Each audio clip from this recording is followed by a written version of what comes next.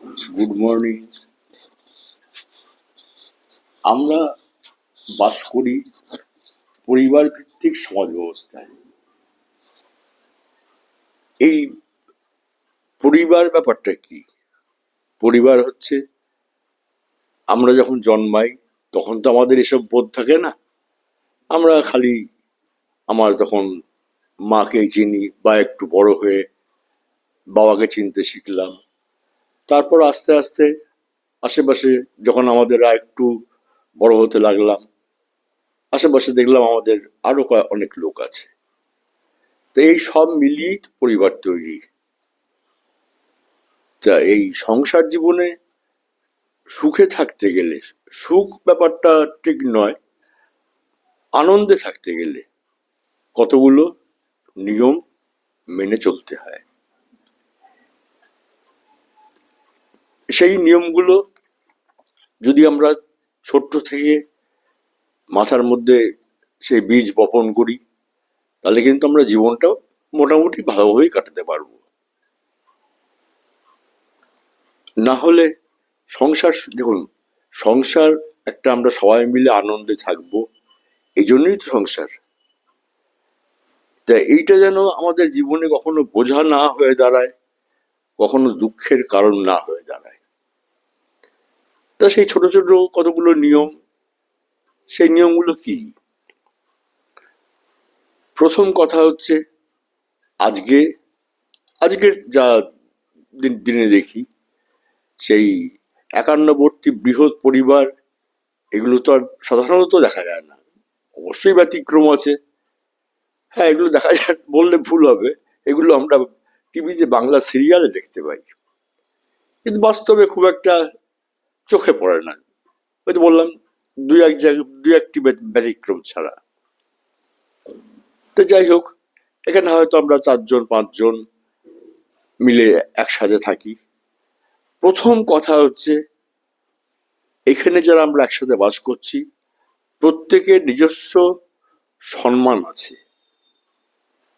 একে সেই আমার সন্তান হোক, আমার বাবা মা হোক, আমার হাজবেন্ড বা ওয়াইফ হোক, যার যা সম্মান, তাকে প্রথম কথা তাকে দিতে শিখতে হবে।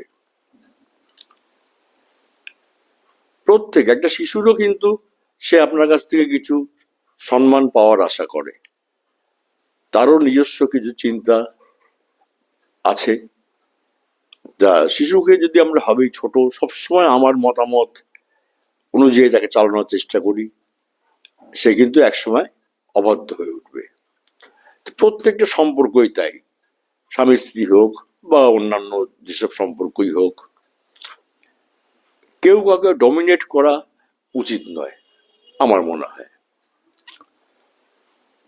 কোনো সাংসারিক কোনো সমস্যা, সমস্যা ঠিক বলবো না, যে কোনো বিষয় সিদ্ধান্ত নেওয়ার আগে সবাই মিলে ব্যাপারটা আলোচনা করতে হবে,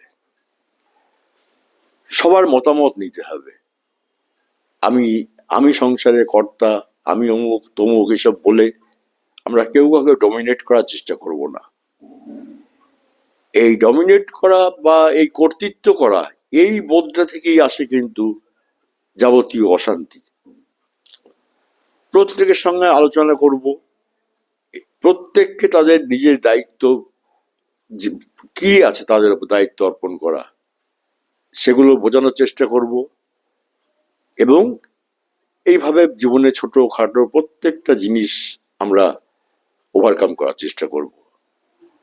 না হলে কি হবে, আমি সবসময় যদি ভাবি যে আমি যেটা বলবো সেটাই সব, না, এতে কিন্তু বেশি দিন এটা ধরে রাখা যায় না। দেখুন, স্বাধীনতাই হচ্ছে জীবনের সবচেয়ে বড় প্রাপ্তি। প্রত্যেক দেশের ইতিহাসে দেখুন, স্বাধীন হওয়ার জন্য কত মানুষ তাদের জীবন বলিদান করেছে, কত স্যাক্রিফাইস আছে তাদের। স্বাধীনতাই হচ্ছে জীবনের সমস্ত মূল জিনিস। তা এই সমস্যাগুলো থেকে তৈরি হয় কখন? যখন আমরা কাউকে পরাধীন করার চেষ্টা করি।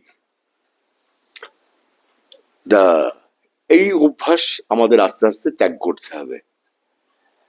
শুনুন, একটুখানি কৌশলী হতেই হয়। এই পৃথিবীতে যখন আমরা আসি তখন কিন্তু আমরা সংসার সঙ্গে নিয়ে আসি না, আবার একদিন ঠিক কালের নিয়মে আমাদের এই সংসার ছেড়ে চলেও যেতে হয়, সে আমি যেই হই না কেন। তা মাঝের যে কটা বছর, মানে মহাকালের তুলনায় তো খুব সামান্য কটা দিন, তো এই কটা দিন আনন্দে বাঁচার চেষ্টা করতে হবে। সন্তানদের এমন ভাবে মানুষ করার চেষ্টা করতে হবে যে তারা তাদের দায়িত্ব সম্বন্ধেও যেন সচেতন হয়, সংসারের প্রতি, সমাজের প্রতি তাদের যা দায়িত্ব আছে সে সম্বন্ধেও যেন তারা বুঝতে শেখে, জানতে শেখে এবং সেটা পালন করার চেষ্টা করে। কখনোই সন্তানকে এমন ভাবে মানুষ করা উচিত নয় যে সে কতগুলো অন্যায় আবদার করতে শিখবে খালি। আর আরেকটা জিনিস, একটা নির্দিষ্ট বয়সে পৌঁছানোর পর সন্তানদের কথা বলছি, তাদের স্বাবলম্বী হতে শেখাতে হবে। বিদেশে থাকার সময় আমি দেখেছি যে অন্যান্য দেশে, উন্নত দেশের কথাই বলছি, সে ছেলে বা মেয়ে যত বড় ঘরেরই হোক বা যত যত নাম করা লোকের ছেলে বা মেয়ে হোক না কেন, তারা কিন্তু একটা সার্টেন বয়সের পর তারা স্বাবলম্বী হতে শেখে। আমরা কিন্তু সব সময় এই জিনিসটাকে মাথায় রাখতে পারি না আমাদের সমাজ ব্যবস্থায়। আমি যা খেয়াল করি, তা প্রত্যেককে তাদের জীবনে চলার পথ তাদের তৈরি করে নিতে হবে। হ্যাঁ, পাশে আমরা গার্জেন হিসাবে অবশ্যই থাকবো, থাকতে তো হবেই, সেটাই তো আমাদের দায়িত্ব বা কর্তব্য।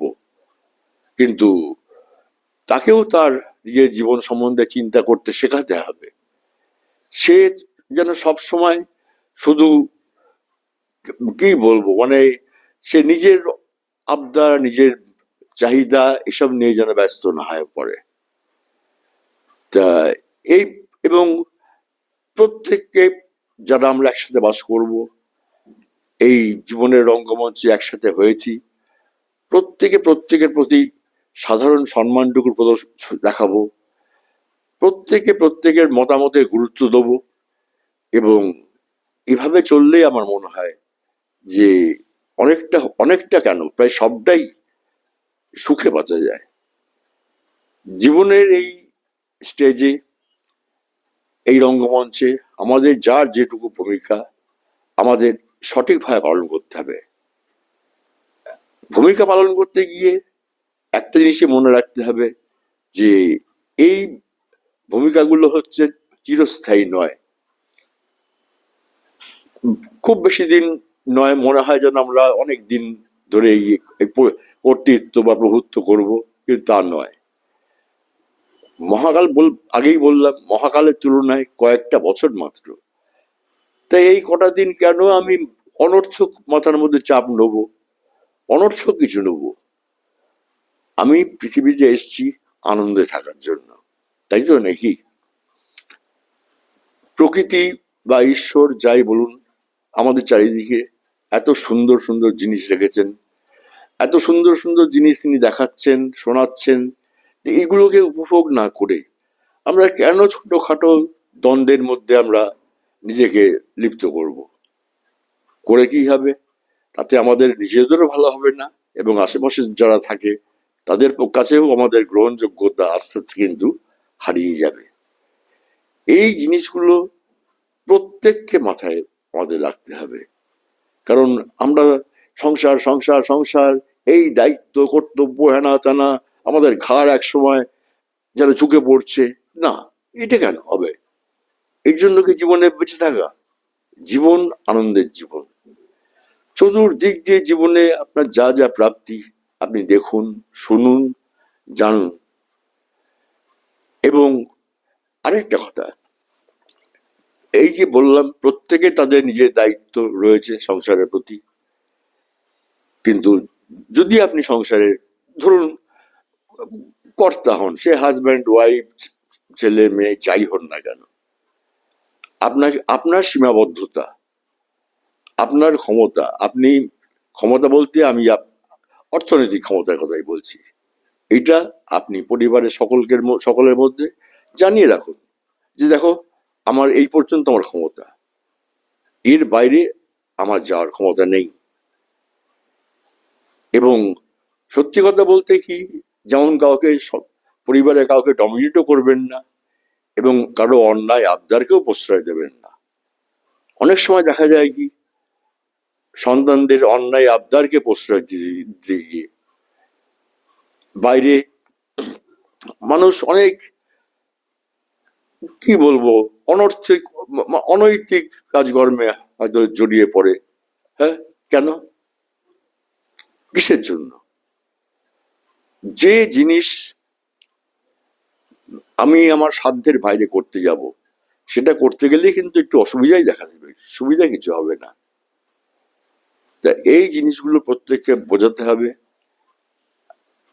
আজকালকার, এটা আমার বলা উচিত হচ্ছে না, কিন্তু আজকালকার দেখতে পাচ্ছি সন্তানদের মধ্যে এই জিনিসটা, আবদার। আবদার অবশ্যই সন্তান তার পিতামাতার কাছে তো আবদার অবশ্যই করবে, কিন্তু সেই আবদার যেন সংসারের পক্ষে বোঝা না হয়ে দাঁড়ায়। এইভাবে প্রত্যেককে তার ভূমিকা সম্বন্ধে সচেতন করতে হবে এবং অবশ্যই আমার যেটুকু ভূমিকা সেটুকু আমাকে সঠিকভাবে পালন করতে হবে।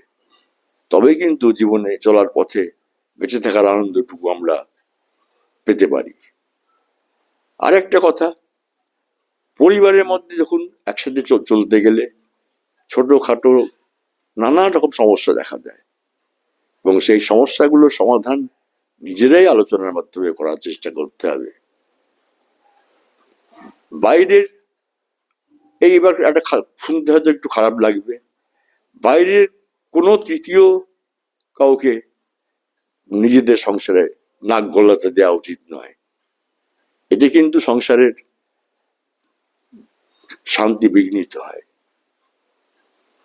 এটা নিয়ে আমি বিশেষ কথা বলতে চাই না, কিন্তু এই যে কতগুলো ছোট ছোট জিনিস মানে আমরা বলছি বা যাই করছি, এগুলো কিন্তু আমাদের জীবনে পালন করে চলতে হবে। না হলে জীবনটা কিন্তু আনন্দের পরিবর্তে একটা দুঃখের বোঝা নিয়ে চলতে হবে এবং এই দুঃখ নেয়ার জন্য কিন্তু আমরা পৃথিবীতে আসিনি। দেখুন, এমনি মানুষের নানান রকম দুশ্চিন্তা থাকে, অর্থনৈতিক দুশ্চিন্তা, শারীরিক দুশ্চিন্তা, তার মধ্যে আবার নতুন করে যদি এইসব অনর্থক কিছু কাল্পনিক দুশ্চিন্তা আমরা ঘাড়ে চাপাই, তাহলে কিন্তু জীবনে চলার পথটা অনেক কঠিন হয়ে উঠবে। ভালো থাকবেন। Thank you.